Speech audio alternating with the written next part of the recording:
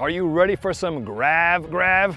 YT Industries, the German mountain bike brand, has jumped onto the gravel bandwagon with the Szepter. It's new and first ever gravel bike. It comes in 2 models. Tell you a bit about these 2 bikes and what they are like to ride.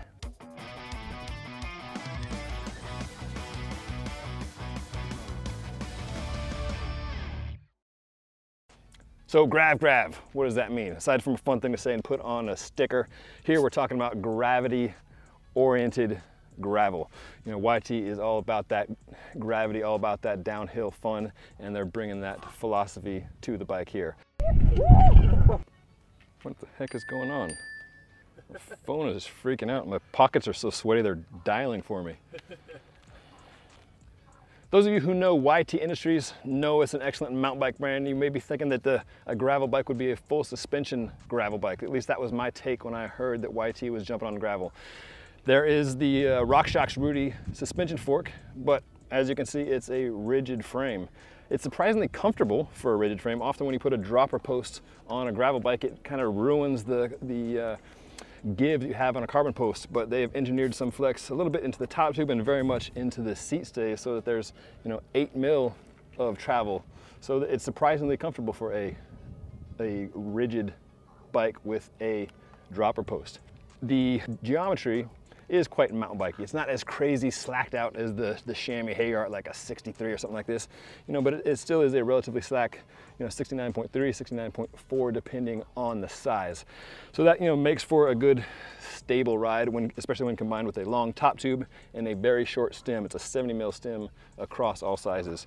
The seat tube is also, at least for my delicate roadie taste, slammed super far forward. The idea being that if you're going down steep stuff, you're probably also going up steep stuff, and it's good to have the weight over the center of the bottom bracket. So that is a noticeable change. Hopping on this bike after riding more road-centric gravel bikes, this feels like a hardtail, honestly.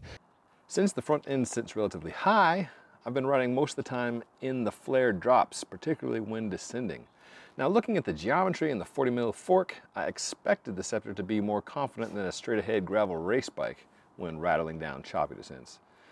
What I did not expect was how advantageous the bike's geometry would be when tackling punchy climbs. Turns out sitting forward over the bottom bracket puts you in a powerful position on those double-digit gradients. Here for our second day of testing, YT flew us by helicopter, to Catalina Island, just off the coast of Southern California. We're here in the quiet, pristine nature of Catalina Island, except for, homeboy driving the eco tours with the megaphone on.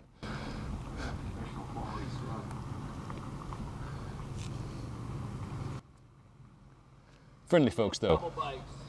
Yes, we do. We do love gravel bikes. There's no way I could do it. Sure you could. All right. Gravel for everybody. Traffic out here on the island consists almost entirely of tourist trucks.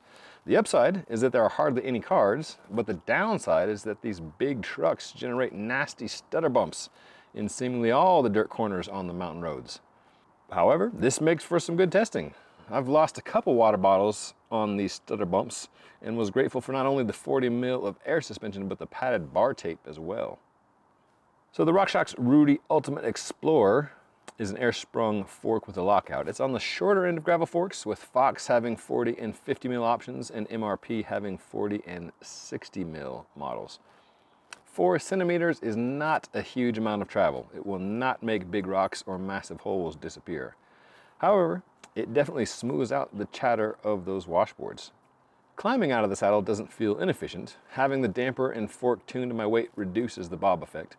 This is a very different experience than I get on an undamped leaf suspension of the Lauf fork, for example. And of course, there is the lockout switch for when you're on pavement or whenever you want firm leverage up front. So, gravel dropper posts, they're a thing. But are they a good thing? For the single track portions here of our test, I'd say yes. Being able to really lean the bike through switchbacks is nice. But how much of your gravel riding is on single track? And if you're on single track, wouldn't you rather be on a mountain bike? That is the edge that this Szepter bike pushes up against. SRAM's dropper acts as a suspension post when you lower it just a millimeter or more. So in theory, you could have a full suspension gravel bike by setting your saddle slightly down and pedaling along. But the reality is that if you're going to use a dropper post, you'll lower it all the way, then pop it back up into place. Resetting it each time to just under maximum extension without messing with your saddle height and pedaling positioning, this just isn't realistic. That said, for its primary purposes, letting you lower your backside and your center of gravity, the dropper does help YT achieve its mountain bike light status that it's after with this Szepter.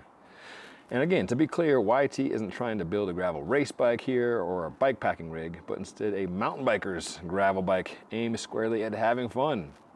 Will YT's current customers be interested in a mountain bike light gravel bike when they already have a full-on mountain bike? We shall see. Marcus Flossman started YT, Young Talent Industries, as a direct thing, trying to get high quality, good material bikes at a decent price so that kids young and old could afford them. So that ethos carries through here.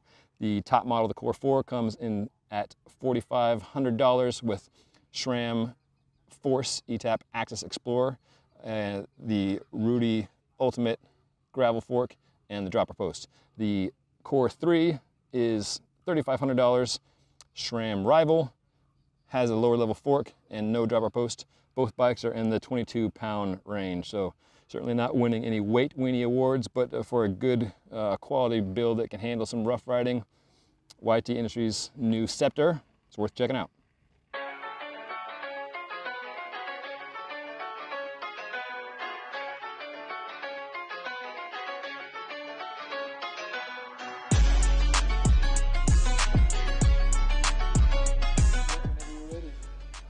YT gravel bikes are the best for climbing in trees. If you want to climb in a tree, there's no better bike than a little bit of suspension, not too much, but just enough to get you up into the yoke of the tree.